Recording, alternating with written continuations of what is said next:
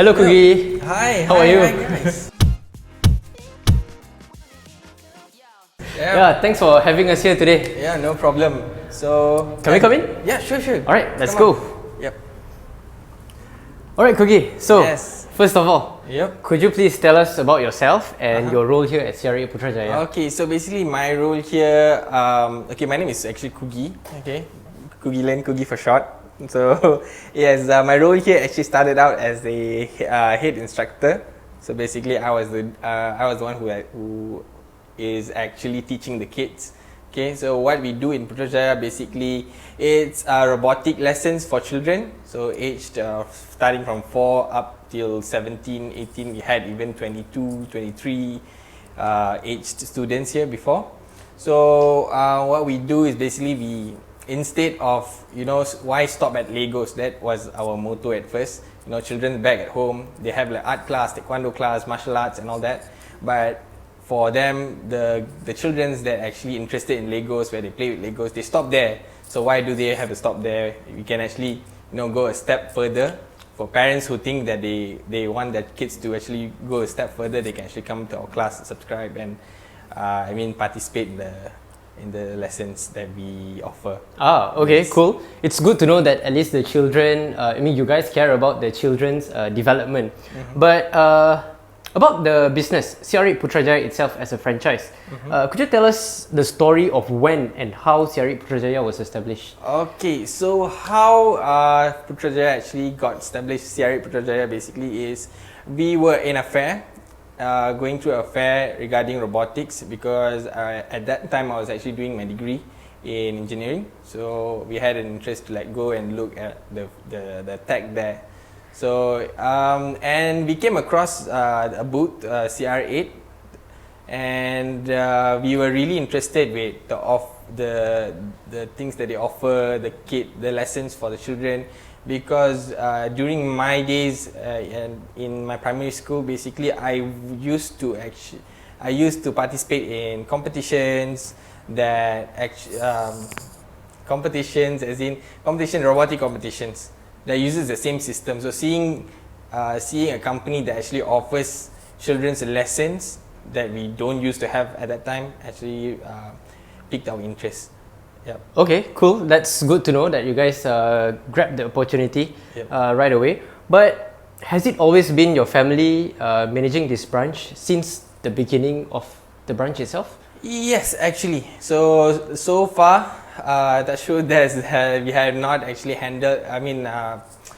Had a third-party company to actually, involve in managing. We do it as among our family, okay, as much as we can, because we feel that being able to manage a business, there are ups and downs, but having a family business and managing within the family, it's a different type of experience, and we get to learn more among ourselves as well. It's good to see that you have a very strong connection between the family members. But whose idea initially was it to acquire the branch then? Okay, the idea was actually my dad. So he was the one who supported, because me, my brother Dinesh, we were actually really keen during our primary school, so in doing robotics, and even I in engineering, I majored in robotics. So we were interested, and my dad actually supported. So he said hey, why not we take up a franchise and do it in Putrajaya, since Putrajaya is more exposed in having robotics in their schools.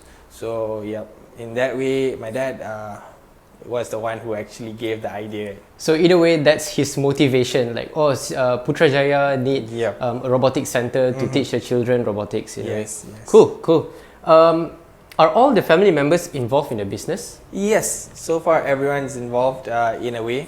So everyone takes up a part in our business. So that is one good thing that we always one in a family business, right? So everyone takes a part, even though if one could not make it on that day. So we will always have that teamwork in a family. Yep. Yeah, it's good that you guys back each other up in this case. But could you tell us about the family's involvement here at CR8 Putrajaya? like who is the boss and what are the roles of the family members? Okay, so basically the boss is actually my dad. Okay, he is the CEO, you can say so. Yeah, and I've previously was a head trainer, as I said just now, and after that I moved on to managing the marketing and so on, that stuff.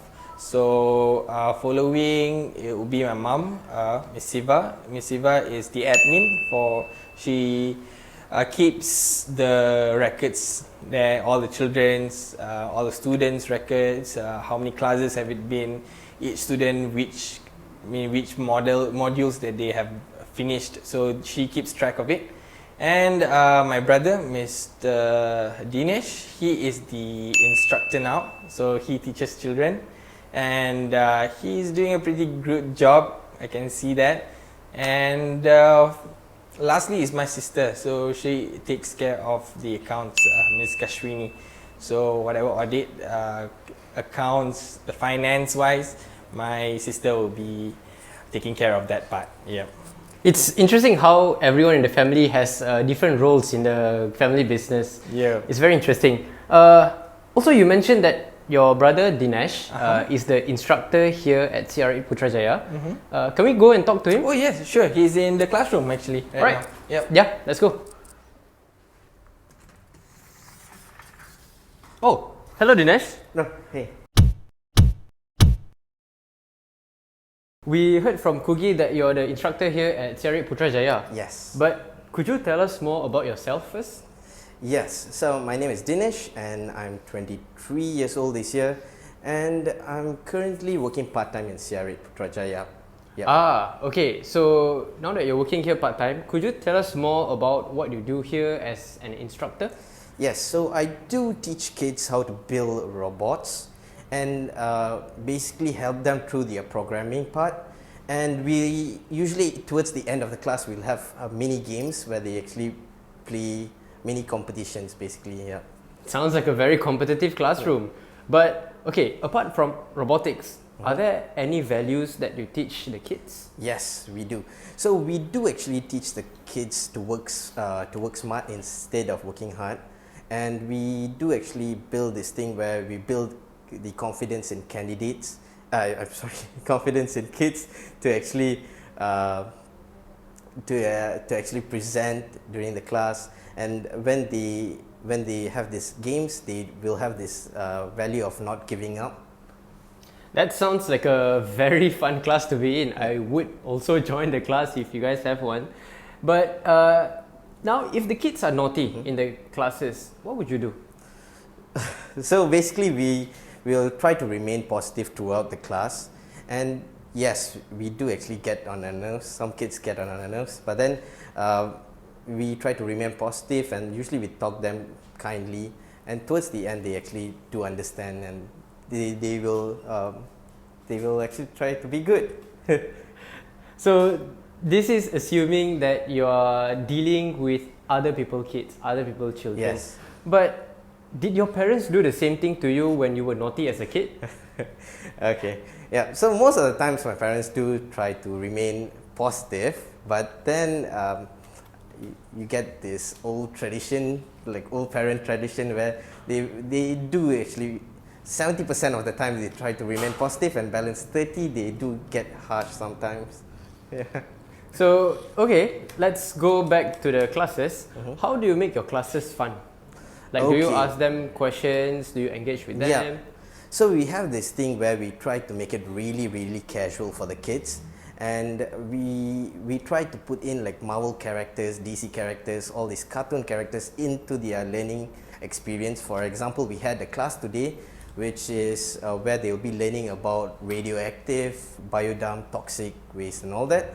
So instead of we going into really science topics like the atoms, particle and all that, we actually try to make it similar towards the Marvel characters like Iron Man, their arc reactor and all that.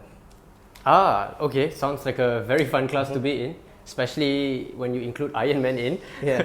But okay, let's go back to the business. So as an instructor yourself, Dinesh, where do you see the business in 5 years?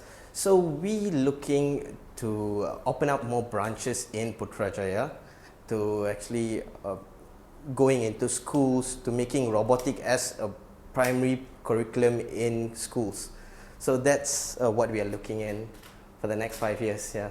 Sounds like a very big thing to us. Can't wait for us to witness that to happen. Yeah. Okay, so when are you going to show us how to build a robot dinosaur? So I was waiting for that. So you want to try building? Yeah. The bus is waiting for you. Oh shoot! Sorry. Yes, I'll get it. Okay. Yes. I sorry for that. Come with me. Let's we have a seat.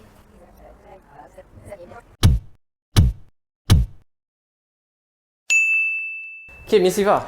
Hi, yes. It's nice interviewing you, asking you questions. So, first of all, what do you think of your children handling the business? Yeah, I believe that my children is handling the business is very good because we will have a more confidence on them because of the own children. If they make many mistakes, also we can correct it. And I look forward for the professional earning specialists like previously we have a trainer like Shazwan and Darwish, all this.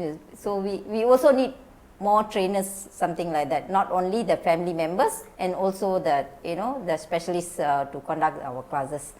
So it will make more perfectly to train the students. Okay. So that is in terms of your relationship between your family business and also third parties in a way, the specialists you mentioned just now. Yeah. But in your family itself, has there been any conflicts between you guys? Yeah, yes, there is. There is a minor conflicts between family members. Normally, like example, like the teachers come. Is a family member is my son, so is a trainer. So when he come for classes a bit late, there is a conflict because as a mother you have to nagging because we don't want the student wait for the teacher. Teacher is supposed to wait for the students.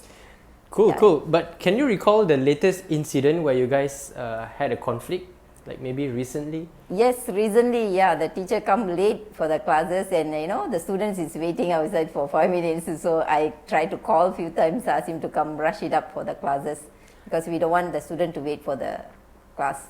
I see. So those are examples of minor conflicts. But let's go to bigger conflicts. Among all conflicts, can you tell us the biggest conflict so far as a family business? The biggest conflict is recently during the pandemics because of the financial problem and we lost most of the students due to almost 1 year the classes is postponed and that conflict is like we want the children to come out with their own idea how to bring back all the students, how to cover up all the financial problem and how to sustain the business in a long term. Alright, so that is an impact to the business, but how did it impact the family? Impact the family is there is because of the conflict when you have to face in the in your house and they will be like hurted because we in the way of like you voicing out in a higher sound, so they will feel like very guilty and they say that we are not the correct person to bring back the business. So there is a conflict during because you're facing every day in your house and we have to cool down them to compromise all these things and slowly we have to talk to them how to solve this problem. So in a way, your way of resolving the conflict was compromising, is it? Or were there any compromising other ways? at the same time we will be asking for their advice and opinion to bring back that business in for future long terms run. Okay, cool. So when making important decisions, whether or not there was conflict or not, were there any arguments between you guys? Yeah, there is there is an argument because we are 90 students. So when their opinion and idea is totally different from we all, so always they say that there will be argument when we give the opinion. They are not, understand the situation. They say they will have to put money and to make it more, want develop the business in more higher this one. But in current situation, we don't have that much of a financial all this in there. There is an argument within in the family members lah. I see. So I'm assuming those arguments were made here at CR8 Putrajaya. And do you bring the arguments back home? No, for my side, I won't bring any argument to the house because I don't want to bring any problem to the house. I think so. She definitely brings the problem into the house. No, is it? Then you're supposed to have a class, right? Why you supposed to come here? Okay, go ahead. Okay, cool. So now they have mentioned that you guys brought the arguments back home. How do you overcome the conflicts at home? Yeah, there is a minor problems actually when we bring the argument. What I trying to do is like, bring them, all of them is cool down. So we cannot immediately in talk back again the same problem to them. Then there will be not only conflict, there will be a crash on your business also, because children nowadays, when you drag the situation, then they won't come for the classes, the business, you have to look for some people to run up. So for that kind of situation, so what I do, I will make them to cool down. So maybe I won't talk about that immediately. Maybe I will for 1 or 2 days to cool down, then only I will come out with their idea to inform to them. Okay, so in a way it's about cooling it down first before moving on to the next thing. Correct. Okay, last question. What advice would you give for those that want to start a family business? Yeah, it's good to start the family business, but depend on their family members whether they are, agree, and they have to check with their mindset whether they are interested to go with their family to do the business, or they are not interested. If they are not interested, I advise the family, don't force them to involve in this business. Then it will be, they can't even develop the business. They're going to be loose. So might as well don't force the children to involve in the family members if they are not interested. So in a way, it will be a waste of time if you force them when they're not correct. even interested. Yeah. Unless they have the interest to involve with the family to bring up this business, yes, definitely family members is good for family members to involve. Okay. All right, cool. Thank you so much, Ms. Eva. I think that's the end of our session today. Thank you. Again, thank you for having us today at the centre. Yeah, have a nice weekend. Yeah, have a nice weekend too. Bye-bye. Take care. Bye.